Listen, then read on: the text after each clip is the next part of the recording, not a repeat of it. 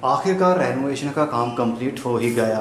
50 दिन की अनथक मेहनत के बाद ना दिन देखा ना रात देखी, कंटिन्यूली इन्हीं के ऊपर मैं फोकस रखता रहा और 50 दिनों के बाद हमारा घर नया हो गया।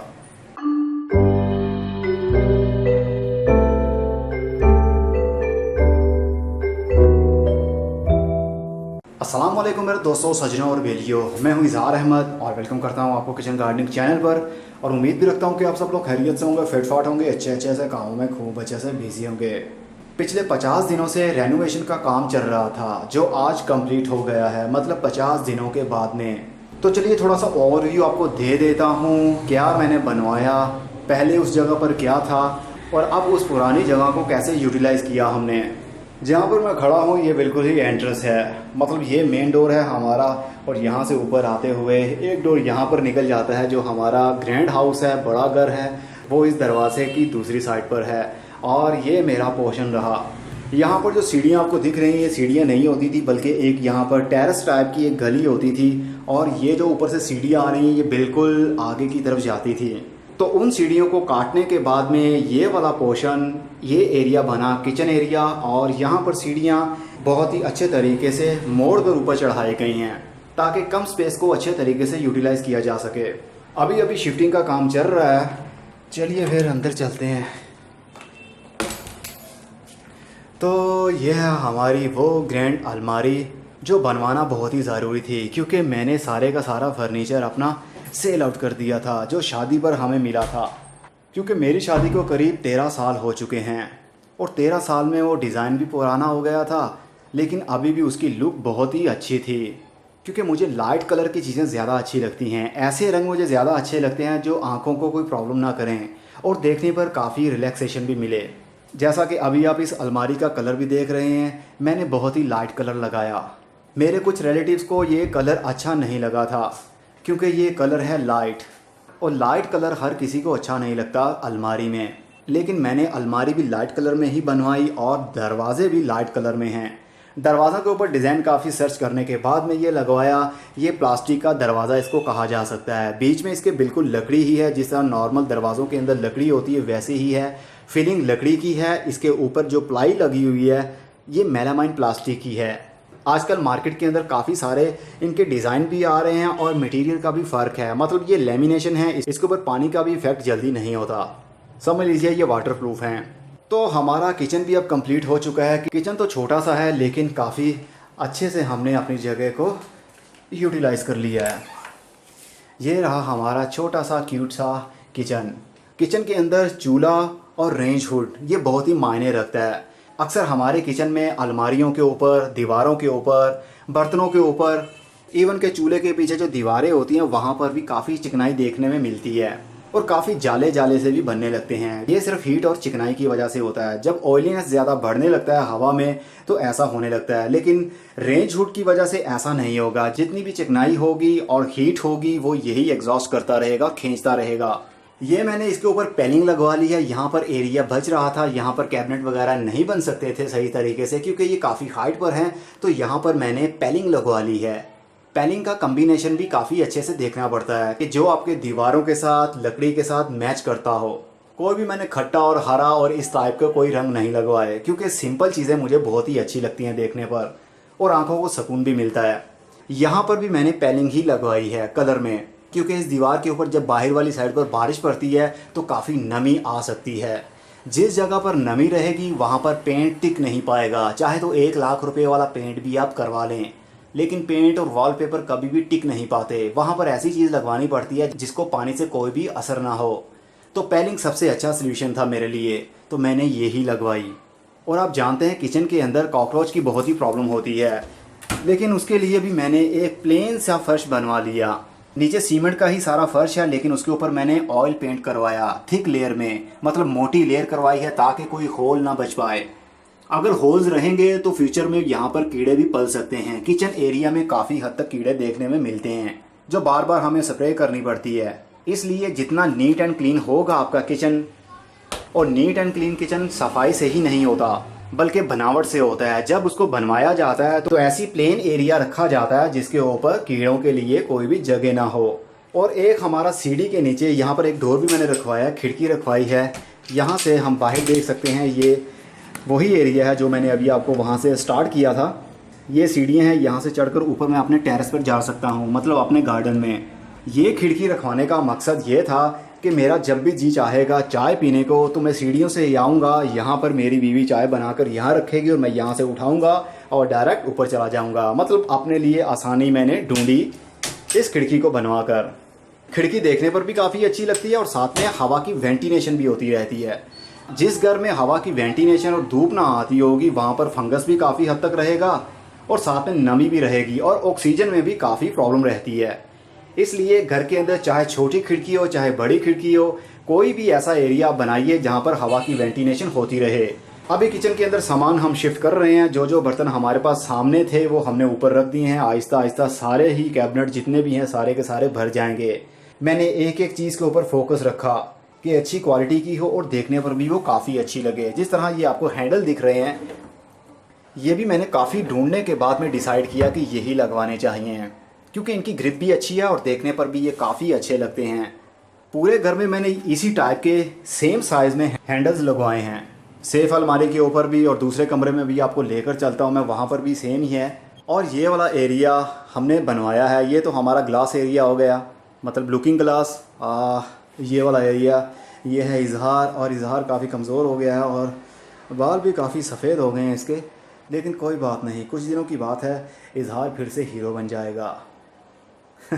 और ये वाले दो एरियाज़ मैंने इसलिए बनवाए हैं, यहाँ पर कोई भी खिलौने रख सकते हैं, यहाँ पर भी कुछ रख सकते हैं, क्योंकि शोकेस का ट्रेंड चला गया है। मतलब हम जब अलमारी बनाते थे वहाँ पर बर्तनों के लिए भी एक एरिया बनाया जाता था जहाँ पर बर्तन शो किए जाते थे, लेकिन आजकल वो फैशन बहुत ही पुराना हो गया है। इसलिए बहुत ही सिंपल अलमारी बनवाई जाती है खिलौनों के लिए। ये ब्यूटी बॉक्स है और ये भी, यहाँ पर भी कुछ भी आप रख सकते हैं। यहाँ पर मैंने लाइटिंग कर दी है, लाइट आपको जला कर दिखाता हूँ। और हाँ, इसका मैंने बहुत ही ख्याल रखा, क्योंकि इलेक्ट्रॉनिक को मैं ख़ुद भी समझता हूँ और क्वालिटी के ऊपर भी कॉम्प्रोमाइज़ मैं बिल्कुल नहीं करता हूँ। चाहे चीज़ महंगी हो, लेकिन क्वालिटी के ऊपर 0% कॉम्प्रोमाइज़। चीज़ लगवाइए, अच्छी लगवाइए और लॉन्ग लाइफ के लिए वो आपके पास चलती है। पंजाबी में कहावत है, सस्ता रोए बार बार, महंगा रोए एक बार। मतलब महंगी चीज़ लेंगे, जाहिर सी बात है वो अच्छी होगी और लॉन्ग लाइफ के लिए आपके पास रहेगी बिना किसी टेंशन के। तो अच्छी क्वालिटी के ऊपर कॉम्प्रोमाइज़ बिल्कुल नहीं करना चाहिए। एक बार में आपके पैसे तो लगते हैं, दुख तो होता है, आपकी जेब खाली हो जाती है, लेकिन लॉन्ग लाइफ के लिए फिर कोई प्रॉब्लम नहीं होती, बार बार पैसे खर्च नहीं करने पड़ते। और इसका कलर भी मैंने बहुत ही ज़बरदस्त लगवाया है, जो कि इस दीवार के कलर के साथ काफ़ी हद तक अच्छा लगता है देखने पर। पूरे घर में मैंने ऑफ वाइट कलर ही करवाया है, क्योंकि डार्क कलर में रोशनी कम दिखने में मिलती है। लेकिन दीवार के एक हिस्से में मैंने पिंक कलर करवा लिया है। ये एलसीडी एरिया है, यहाँ पर एलसीडी लगेगी, लेकिन अभी तो कुछ भी नहीं है। अभी बैठने के लिए भी कोई सोफ़ा भी नहीं है, ना कोई सही तरीके का टेबल है। आहिस्ता आहिस्ता सभी कुछ होगा, बस शिफ्ट हो गए हैं हम, आहिस्ता आहिस्ता सभी कुछ आता रहेगा। एनीवे, ये है वो लाइट जो मैंने लगाई, और ये लाइट यकीन मानिए 100 रुपये की मैंने ख़रीदी थी, वो भी हाल रोड मार्केट से, जिसको कहा जाता है एशिया की सबसे बड़ी मार्केट है इलेक्ट्रॉनिक के मामले में। हाल रोड के ऊपर मैंने वीडियो भी बनाई थी, एक बार मैंने विज़िट किया था तो आप लोगों के साथ भी शेयर किया था। येलो लाइट देखने पर काफ़ी अच्छी लगती है, लेकिन ये बिल्कुल येलो नहीं है, कैमरे में देखने पर ऐसे ही लग रहा होगा आपको, लेकिन ये थोड़ी थोड़ी गोल्डन लाइट है। जिस तरह सोने का रंग होता है, कुछ इस तरह की इसकी रोशनी है। काफ़ी हिडन तरीके से मैंने इसको छुपाने की कोशिश किया, खुद ही मैंने वायरिंग इसकी की है और खुद ही ऑल्ट्रेशन करके इसको तीनों अलमारियों के अंदर फिक्स किया है। जैसे ही ब्यूटी बॉक्स खोला जाएगा, इसके अंदर भी सारा कुछ वो आ जाएगा जो लेडीज़ का सामान होता है, मतलब मेकअप का सामान, परफ्यूम, पाउडर, सेक्ट्रा सेक्ट्रा, सभी कुछ इसके अंदर आ जाएगा। चूड़ियों के लिए बेगम की फरमाइश के ऊपर मैंने 2 पाइप लगवाए जो रिमूवेबल होंगे, मतलब उतार भी सकते हैं हम। अब चूड़ियों को उतारना होगा तो हम पाइप को लेंगे और ये पूरा रोल ही पाइप का बाहर निकल आएगा। इसी तरह मैंने 2 पाइप रखवाए हैं ताकि ज़्यादा चूड़ियाँ आ सकें। आपको मालूम है, छोटे छोटे ये लेडीज़ के काफ़ी हद तक शौक होते हैं, लेकिन ज़्यादा मेकअप करने वाली औरतें मुझे बिल्कुल अच्छी नहीं लगती हैं। एनीवे, यहाँ पर एक लाइट भी मैंने लगवा ली है। जब भी तैयार होना हो इस लाइट को ऑन कर लिया जाएगा। अभी मैंने वायरिंग करनी है इसको ऑन कर लिया जाएगा और पूरा ग्लास के आगे वाला एरिया रोशन हो जाएगा। मतलब मैं जहाँ पर खड़ा हूँ ये एरिया रोशन हो जाएगा, तो सारा कुछ देखने पर अच्छे तरीके से नज़र आएगा फेस के ऊपर, कहाँ पर हमने फेस पाउडर लगाना है या नहीं। और ये एरिया रहा हन्नान का।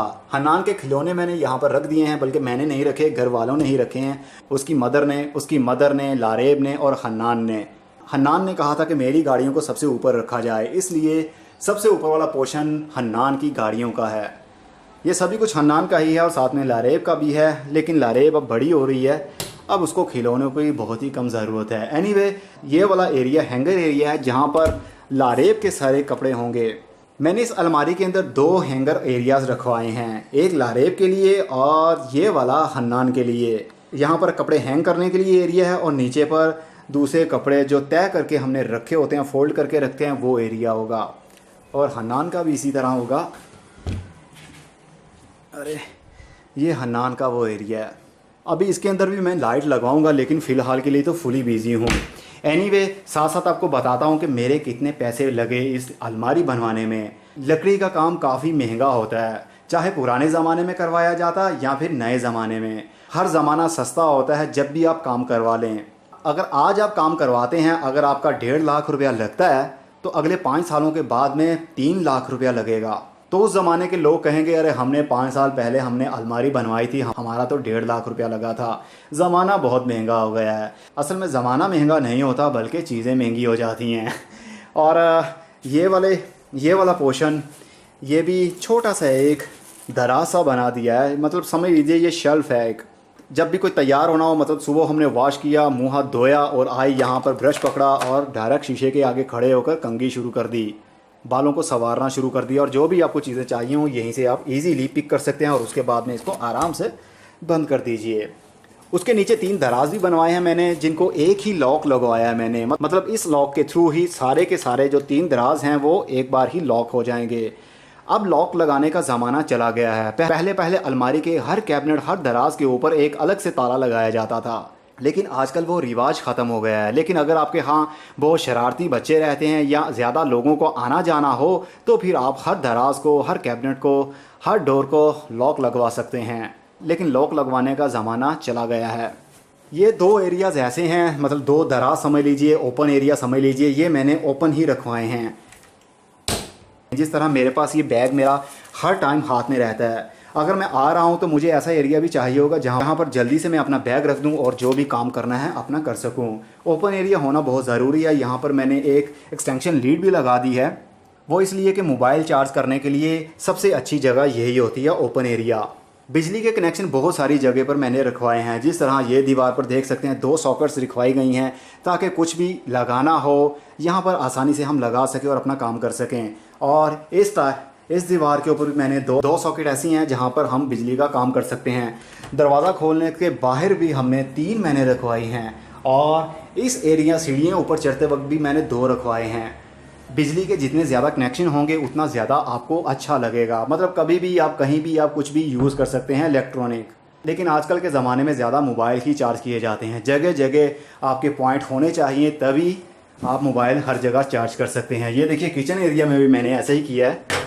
यहाँ पर भी 2 पॉइंट रखवाए हैं मैंने, और इधर आ जाएं, यहाँ पर भी 2 पॉइंट हैं मेरे, और इधर आ जाएं, यहाँ पर ओवन लगाऊंगा तो उसका कनेक्शन है।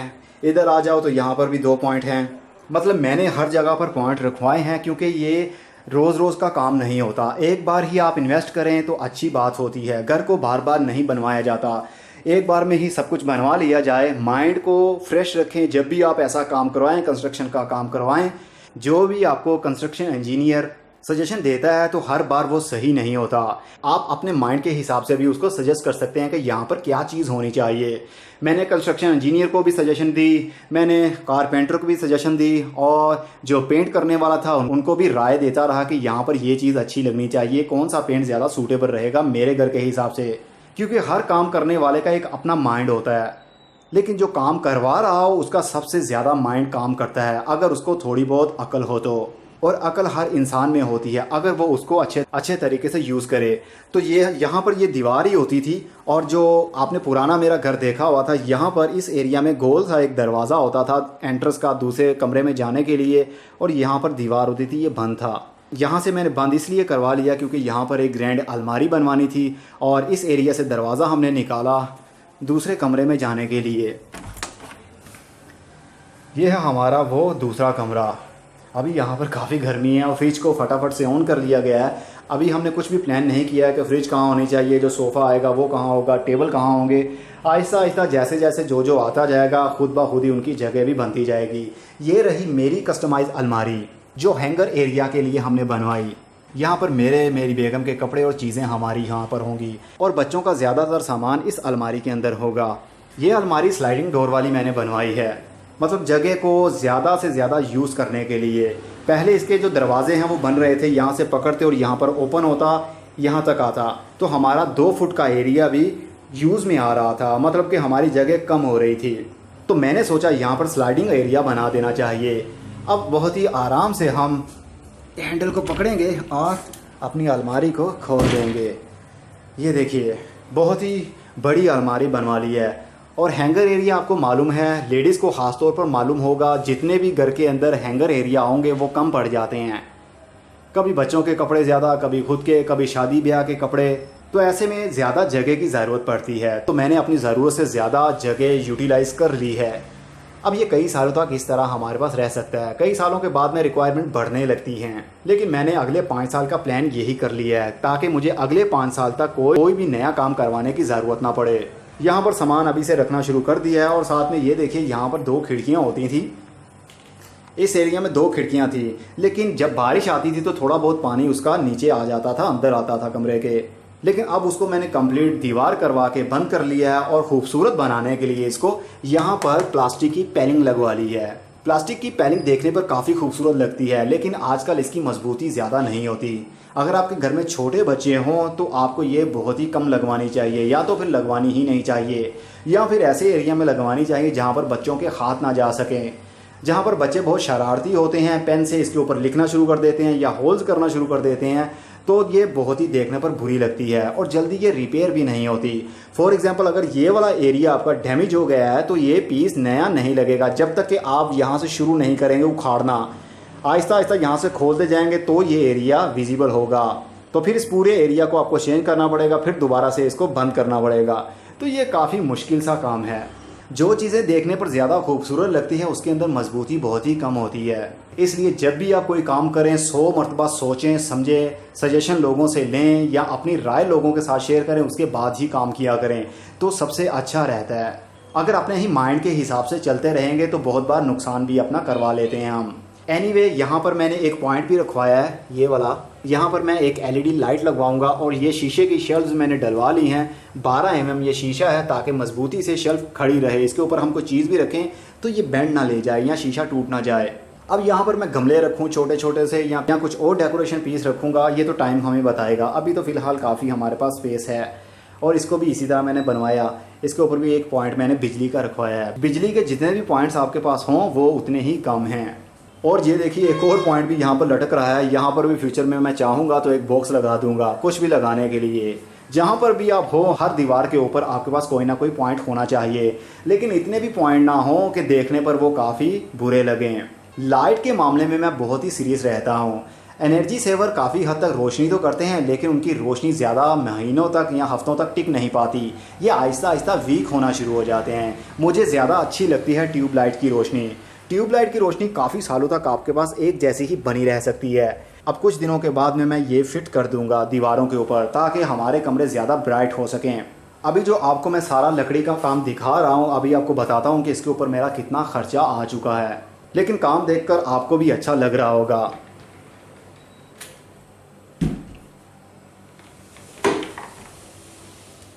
ये देखिए एक एरिया इसका पोर्शन ये है। यहाँ पर ये ओपन चीज़ें ही रख सकते हैं आप, कपड़े वगैरह जो भी रखने हो अपने रख सकते हैं। मैंने वही बताया, ताले लगाने की, लॉक लगाने का ज़माना चला गया है। लॉक सिर्फ उसी को लगवाया जाता है जहाँ पर थोड़ी बहुत कीमती चीज़ें आपने रखनी हो, या ऐसी चीज़ें जो बच्चों की पहुँच से दूर रखनी हो, या मेडिसिन वगैरह रखनी हो ताकि बच्चे उसको खा ना लें, या कोई ख़तरनाक चीज़ हो उसको आप छुपा सकते हैं। सामान रखना शुरू कर दिया गया है। जैसे जैसे लारे सामान ला रही है यहाँ पर रखती जा रही है। आहिस्ता आहिस्ता वो सेट कर रहे हैं। माँ और बेटी सुबह के ही यहाँ पर बिजी थे, अभी गए हैं वो नीचे दूसरे घर में। तो मैं यहाँ पर वीडियो बना के आप लोगों के साथ शेयर कर रहा हूँ सब कुछ। और ये भी एक डोर, यह रहा हमारा बाथरूम एरिया। वॉशरूम मैंने पहले भी आपको बताया था, ऐसा एरिया होता है जहाँ पर इंसान आके फ्रेश होता है, रिलैक्स होता है। तो ये वाला एरिया काफ़ी नीट एंड क्लीन होना चाहिए, जहाँ पर कुछ मिनटों के लिए इंसान ने बैठना होता है, फ्रेश होना होता है।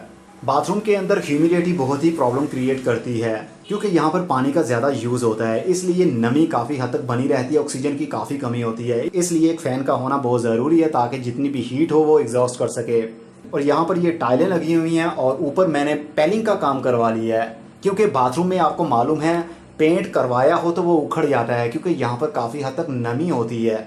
इसलिए यहाँ पर ऐसी चीज़ें यूज़ की जाती हैं दीवारों के ऊपर जिनको पानी से कोई प्रॉब्लम ना हो। तो ये जो पेलिंग है ये भी प्लास्टिक की ही है, इसलिए इनको कोई भी प्रॉब्लम नहीं होगी पानी से, और ये देखने पर भी काफ़ी खूबसूरत लगती हैं। अभी ये लो लाइट है, इसलिए आपको रिजल्ट अच्छा दिख नहीं रहा होगा। जगह के हिसाब से काफ़ी कुछ मैंने बेटर किया। और देखिए वॉशरूम के अंदर भी मैंने 2 पॉइंट रखवा दिए हैं। हो सकता है फ्यूचर में शेव करने के लिए मशीन को चार्जिंग की ज़रूरत हो और मैं बाथरूम से बाहर ना जा पाऊँ, इसलिए यहीं पर मैं पॉइंट लगाऊंगा और अपनी शेव कर पाऊंगा। मेरे माइंड को समझना थोड़ा सा मुश्किल है, क्योंकि मैं हर काम में आसानी चाहता हूँ, और हर आसानी के लिए थोड़ा सा मुश्किल टाइम तो देखना ही पड़ता है। मैंने वॉशरूम की टाइल्स के कम्बिनेशन के हिसाब से बहुत ही अच्छा काम करवाया अपने हिसाब से। आप लोगों को ये कलर अच्छा लगे या ना लगे, लेकिन मुझे ये लगता है कि आप लोगों को ये कम्बिनेशन बहुत ही अच्छा लगेगा। इसका बॉर्डर देखिए कितना खूबसूरत लगता है। ये कंस्ट्रक्शन इंजीनियर कुछ और कहता था, लेकिन मैं अपने माइंड के हिसाब से कुछ और सोचता था। जैसे मैंने सोचा मैंने वैसा ही काम करवाया, और मुझे लगता है कि मैंने सबसे अच्छा काम करवाया। और यहाँ पर हमारा छोटा सा टेरेस है।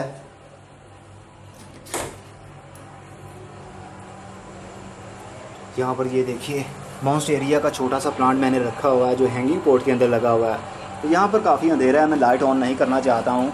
और अरे एसी का पानी नीचे गिर रहा है। अभी पाइप लगाना बाकी है, क्योंकि इसके ड्रेनेज का पाइप अभी मैंने फिक्स नहीं किया है, तो पानी गिरने की काफ़ी हद तक आवाज़ आ रही है। यहाँ पर मैं अपने टेरेस के ऊपर भी पौधे लगाऊंगा, और जो इस ग्रिल को कवर करेंगे।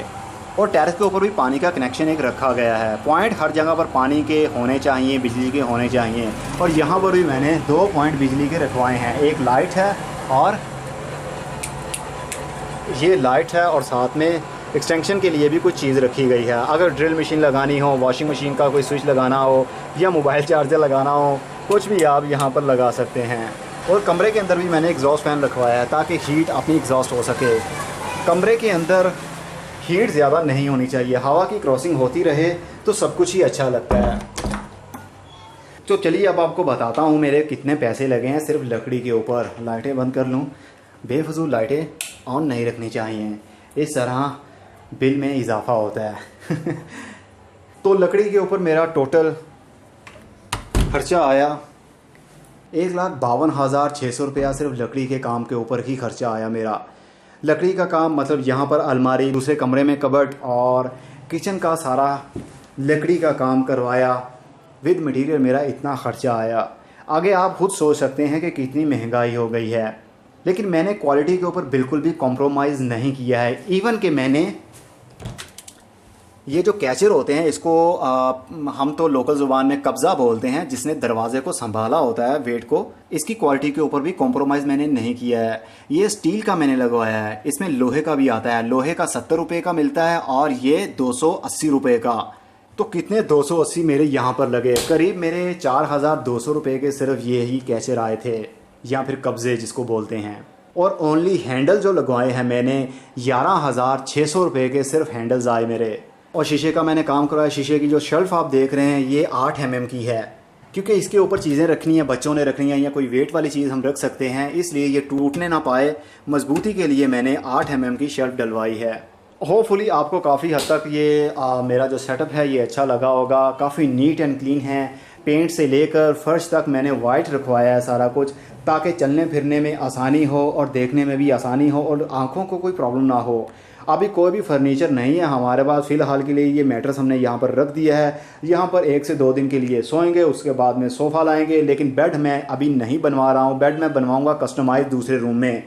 कस्टमाइज़ मतलब कि फ़ोल्डिंग वाला बेड मैं बनवाऊँगा, क्योंकि जो मेरे माइंड में प्रोडक्ट चल रही होती है वो इतनी ईजीली नहीं मिलती। नॉर्मली मैं जितने भी फर्नीचर शोरूम्स में गया, वहाँ पर फ़ोल्डिंग वाले बेड हैं ही नहीं। क्योंकि लोग बनवाते ही नहीं। लेकिन आजकल के ज़माने में ऐसी सोच नहीं होनी चाहिए। ज़माने के साथ साथ हमें चलना चाहिए। अगर एक चीज़ आपके पास 15 से 20 साल भी चल जाती है तो बहुत ही अच्छी बात है। और वैसे भी जैसे जैसे ज़माना बीतता जाएगा चीज़ें पुरानी होती जाएंगी। लेकिन कुछ चीज़ें ऐसी होती हैं जो ज़्यादा पुरानी अच्छी लगती हैं, मजबूती भी उनमें होती है। लेकिन जो चीज़ें हमें आसानी से नहीं मिल पाती वो चाहे घटिया क्वालिटी में ही मिले, लेकिन मिले तो सही। हम खुद से ही कुछ ऑल्ट्रेशन करके उसको मजबूत बना सकते हैं। लेकिन वो बेड अभी मुझे मिला नहीं है, लेकिन जैसे ही मिलेगा आप लोगों के साथ शेयर ज़रूर करूँगा।